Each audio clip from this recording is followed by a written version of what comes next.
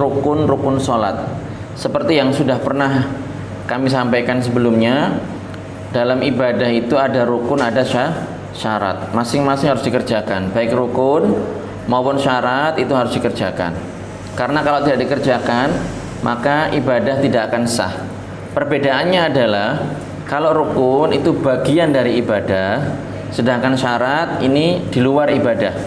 Tapi harus dikerjakan supaya ibadah itu menjadi sah. Lah rukun sholat ini jumlahnya ada 17. Rukun sholat jumlahnya ada 17. Yang pertama adalah niat. Niat ini adalah pekerjaan hati, berarti ya dikerjakan di hati. Kapan itu? Yaitu berbarengan, bersertaan dengan takbiratul ihram. Takbiratul ihram yang baca Allahu Akbar kali pertama orang mau masuk sholat. Di situ niatnya. Kemudian yang kedua adalah takbiratul ihram. Takbir yang pertama ketika orang mau masuk sholat, Allahu Akbar. Kemudian yang ketiga adalah berdiri pada saat sholat fardu, sholat yang wajib, ya, bagi yang mampu.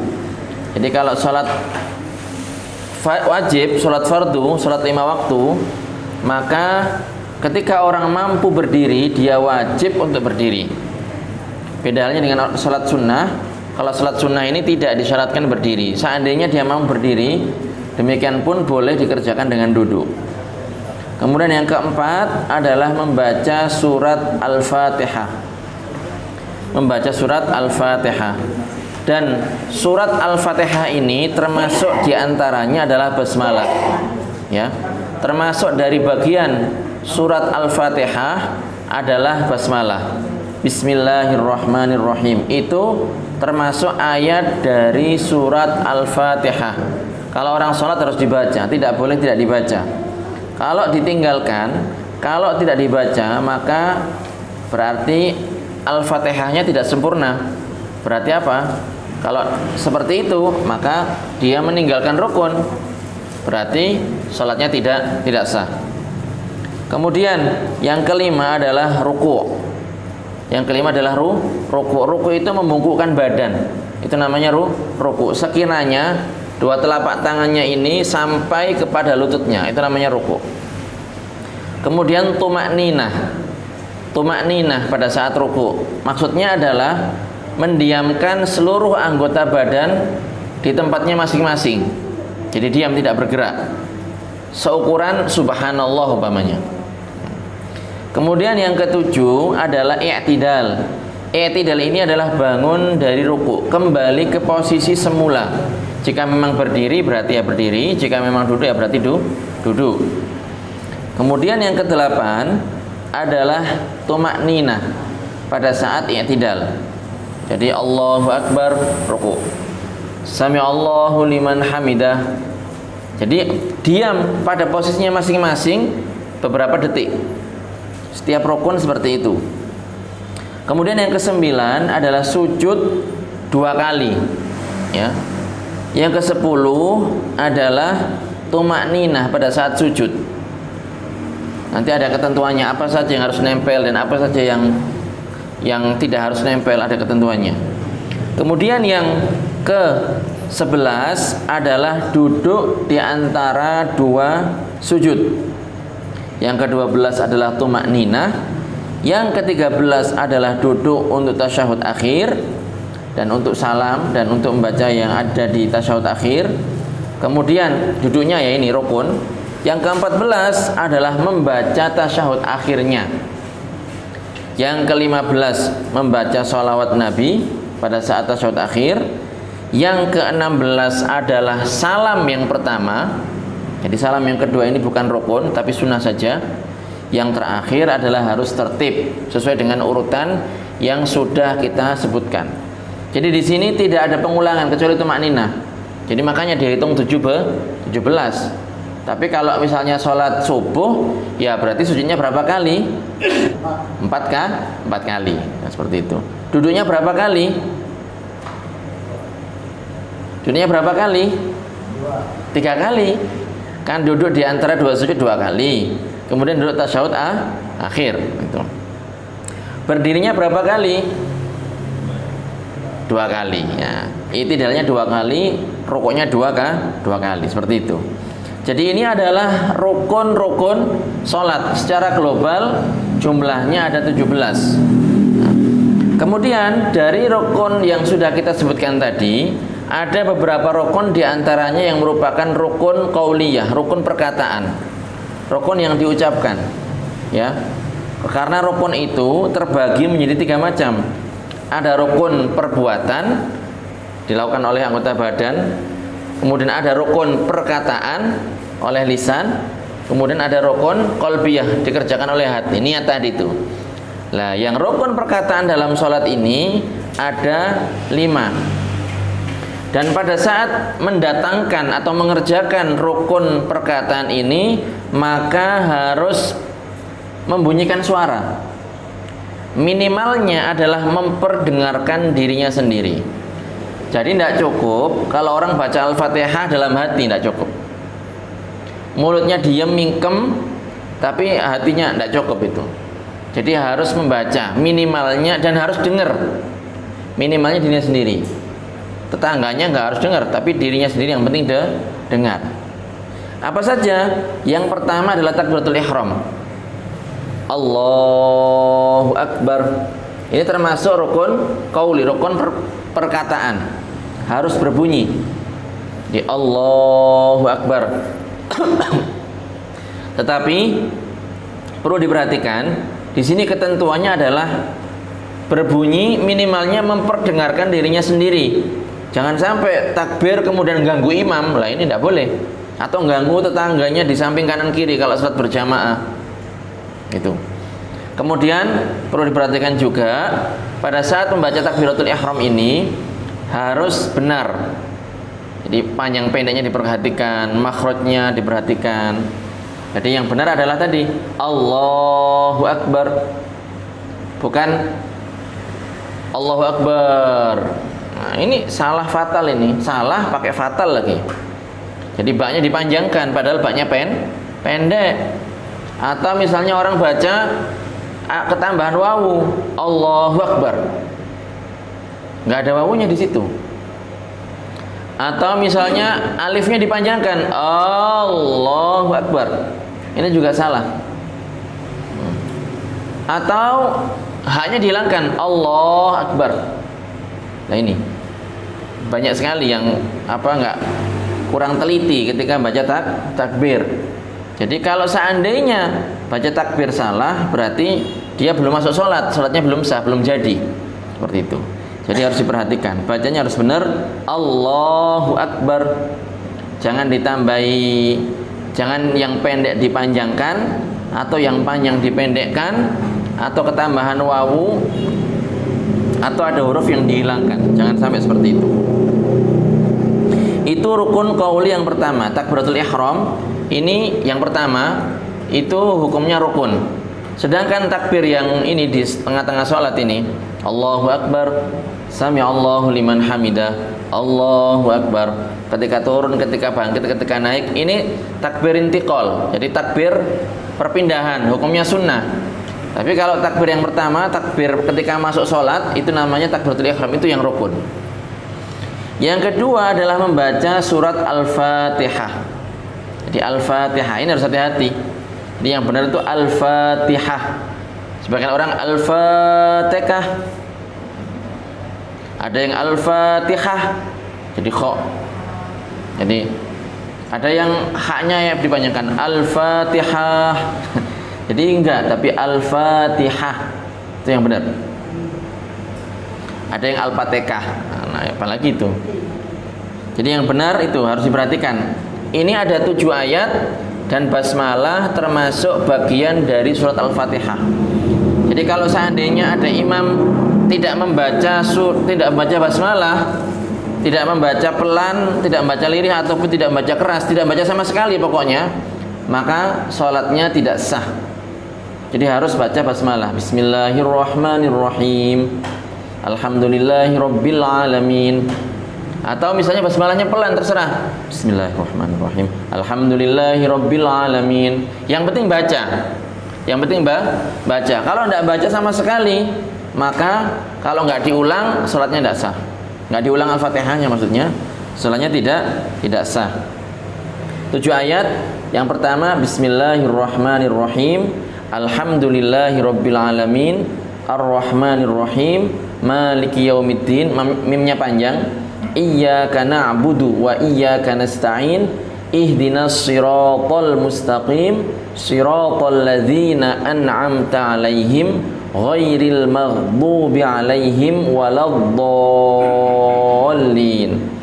Bukan waladzallin. Bagian orang bacanya waladzallin. Nah, bukan itu, bukan makhrajnya, bukan tempat keluarnya. Yang benar waladzallin. Dan tasydidnya itu harus dibaca. Mungkin akan disebutkan nanti. Jadi harus membaca Al-Fatihah dengan benar. Dan Al-Fatihah ini adalah satu-satunya surah dalam Al-Quran yang hukum mempelajarinya adalah fardu ain. Jadi wajib secara individual. Ibu-ibu satu persatu, bapak-bapak, semuanya wajib belajar Al-Fatihah. Kenapa? Karena wajib mengerjakan sholat. Tapi kalau surat yang lain, surat Al-Baqarah, surat Ali Imran, surat Al-Maidah, surat An-Nisa, surat Al-Mu'minun, sampai surat An-Nas, ini hukumnya adalah fardu kifayah. Jadi kalau ada di daerah yang mempelajari, maka sudah gugur kewajibannya. Tapi kalau Al-Fatihah hukumnya wajib, tidak bisa diwakilkan. Itu yang kedua, rukun qauli. Yang ketiga adalah tasyahud akhir. Ini ada versi panjang, versi pendek. Yang versi panjang yang biasa kita baca itu at-tahiyyatul mubarakatus shalawatut thayyibatu lillah. Assalamu alayka ayyuhan nabiyyu wa rahmatullahi wa barakatuh. Assalamu alayna wa ala ibadillahis sholihin. Asyhadu an la ilaha illallah wa asyhadu anna Muhammadar Rasulullah. Ini tasyahud akhir. Tasyahud akhir versi panjang.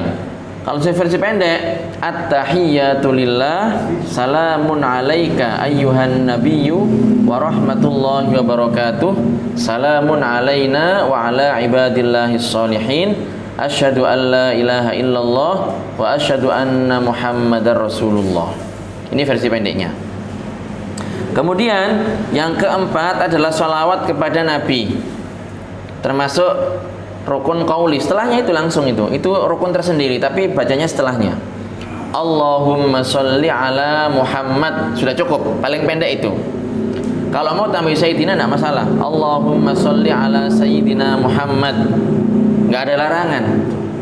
Nggak ada larangan dalam Al-Quran, dalam hadis nggak ada larangan. Bahkan Rasulullah itu memang beliau adalah Sayyid. Beliau dalam hadis mengatakan ana sayyidu waladi adama yaumal qiyamah. Jadi beliau ini adalah penghulu, pemimpin seluruh dari anak Adam. Itu. Kalau mau panjang silahkan salawat Ibrahimiyah itu Allahumma sholli ala sayyidina Muhammad wa ala ali sayyidina Muhammad kama shallaita, dan seterusnya, itu panjang, itu monggo. Tapi kalau mau ringkes, jadi imam tarawih misalnya, khawatir nanti jamaahnya tambah maju, ya sudah, berarti baca versi pendek. Kemudian yang kelima adalah salam. Assalamualaikum, itu wajibnya itu. Assalamualaikum.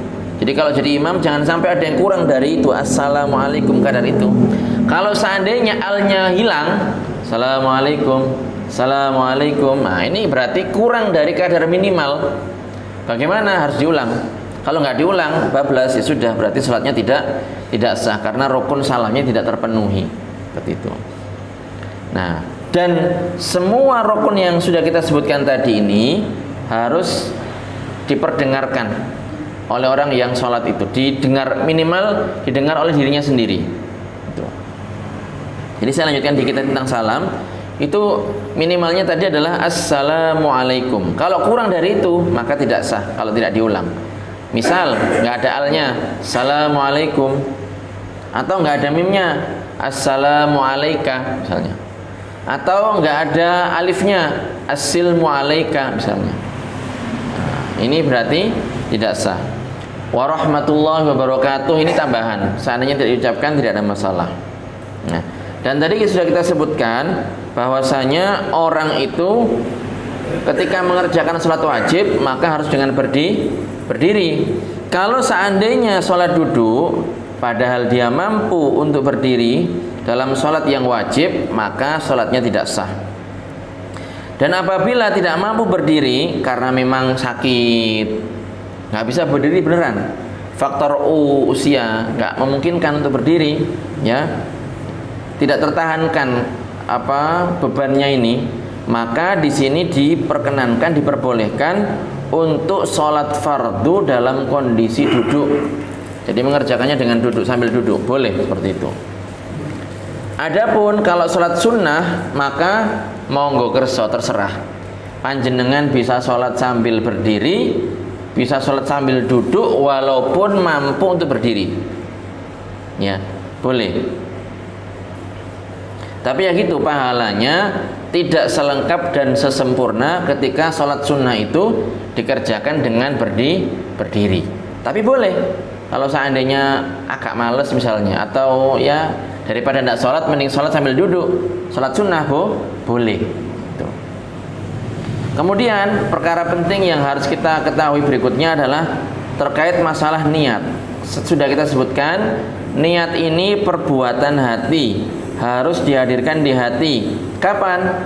Ketika mengucapkan takbiratul ihram. Jadi Allahu Akbar, ketika mengucapkan itu sambil ngerentek, sambil menghadirkan makna bahwa dia akan mengerjakan sholat tersebut, ya.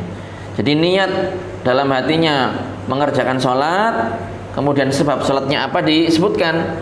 Kalau emang sholatnya gara-gara sebabnya adalah sholat wajib, ya disebutkan namanya. Kalau memang karena ada jenazah, disebutkan waktunya. Kalau emang ada waktunya, maghribi, sholli sunnatat duha misalnya, kalau ada waktunya. Kemudian juga menyebutkan kefarduannya, usolli fardul isya'i, ada fardunya, itu harus disebutkan. Lah ini karena niat ini pekerjaan hati, berarti tidak disyaratkan diucapkan dengan lisan, tidak disyaratkan dibunyikan dengan lisan. Tetapi para ulama kita mengajarkan kepada kita untuk membunyikan. Kenapa? Supaya lisan kita ini membantu hati kita menghadirkan makna tersebut. Tapi ketentuannya adalah tidak syarat seperti itu. Seandainya langsung Allahu Akbar, tapi hatinya sudah menghadirkan hal itu, sudah cukup. Kemudian terkait bacaan Al-Fatihah. Jadi Al-Fatihah ini sudah kita sebutkan tadi, harus dibaca serta basmalahnya, Bismillahirrahmanirrahim. Kemudian juga tasdidnya harus dibaca, ada 14 di sini. Silakan nanti kalau di rumah dihitung sendiri. Harus dibaca. Ya, harus dibaca, jangan sampai ketinggalan. Dan ini beberapa orang itu sering teledor ketika membaca iyyaka na'budu wa iyyaka nasta'in. Dibaca iyyaka na'budu wa iyyaka nasta'in. Nah, ini enggak ada tasdidnya ini. Tidak sah kalau dibaca seperti itu. Iyyaka na'budu wa iyyaka nasta'in. Tuh. Kemudian Ar-Rahmanir-Rahim. Kadang orang bacanya Ar-Rahmanir-Rahim, Ar-Rahmanir-Rahim. Nah, ini berarti tasdidnya tidak disebutkan. Harus diulang. Ya. Kemudian harus berkesinambungan.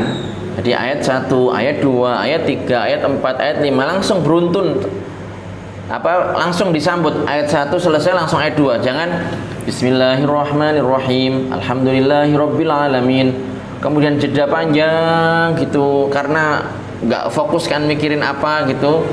Kemudian imamnya waladhdallin amin, langsung nyambung ayat ketiga padahal tadi ada jeda. Lah ini berarti tidak berkesinambungan. Berarti lah bagaimana hukum salatnya? Di sini nggak langsung dikatakan batal, enggak, tapi dia harus ngulang dari awal. Harus ulang dari awal. Jadi harus mualat, namanya mualat ini. Jadi tidak boleh membuat jeda antara ayat 1 dengan ayat berikutnya, atau potongan suatu ayat dengan potongan selanjutnya ini, kecuali hanya sekedar bernafas. Di Bismillahirrahmanirrahim, Alhamdulillahirabbil alamin, Ar-Rahmanirrahim, Maliki yaumiddin. Itu boleh. Jeda seperti ini enggak masalah. Tapi kalau Ar-Rahmanir Rahim, Maliki Yaumiddin. Aduh, mikir sesuatu gitu kan. Kadang setan kan gitu, menjadikan orang itu mikir aneh-aneh di saat sholat. Tadi nggak kepikiran, pas sholat kepikiran. Kalau jedanya lebih dari sekedar bernafas, maka harus diulang dari awal. Kemudian juga harus tertib. Ayat 1, 2, 3 sampai 7 nggak boleh diacak.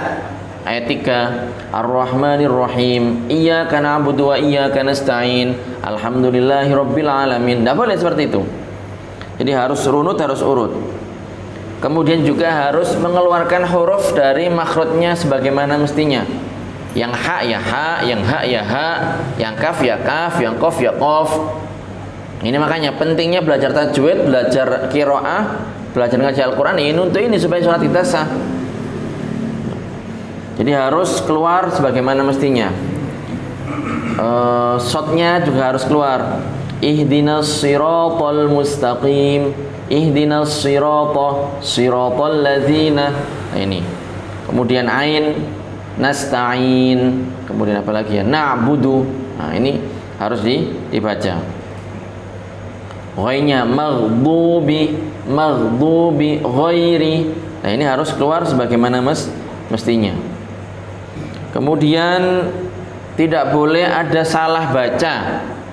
Salah baca ini kayak gimana? Salah baca ini adalah kesalahan-kesalahan yang itu merubah makna. Kesalahan-kesalahan yang merubah makna seperti apa? Misal tak an'amta itu kan di fathah, tapi dibaca dhammah sama dia. Siratal ladzina an'amta alaihim, itu yang benar, tapi dia baca misalnya siratal ladzina an'amtu alaihim. Nah ini salah fatal ini, walaupun cuman harokat. Atau misalnya salah harokat, salah huruf. Siratal ladzina dibaca siratal ladzina, zal jadi zai. Ini menghilangkan makna, jadi nggak ada maknanya. Kalau alladzina dibaca allazina itu. Begitu juga kalau misalnya orang membaca na'budu dibaca na'badu. Nah ini merubah makna total. Makanya harus hati-hati. Kesalahan seperti ini merubah makna. Ya. Jadi harus diperhatikan, itulah beberapa hal terkait membaca surat Al-Fatihah. Nah berikutnya kita akan membahas mengenai ruku, tumakninah, tapi insya Allah ini pada pertemuan berikutnya. Mudah-mudahan bermanfaat. Monggo silahkan, mungkin ada